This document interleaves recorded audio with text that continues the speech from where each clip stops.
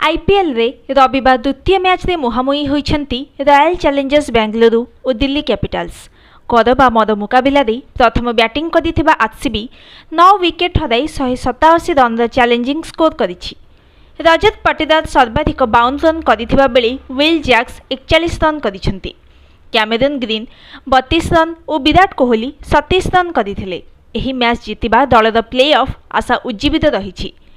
हारिबा दल play of रु बाद पड़िबो। दिल्ली 12टी मैच रु 6टी विजय एवं 6 पराजय सहित पॉइंट टेबुल पंचम स्थान में रहिथिबा बेले बेंगलुरु 12टी मैच रु 5 विजय सहित सप्तम स्थान में रहिथिला। ब्याटन परे बोलर दमदार प्रदर्शन बल रॉयल चैलेंजर्स बेंगलुरु निजर कर बा मद मुकाबिला दिल्ली कैपिटल्स को 47 रन रे परास्त करिछि।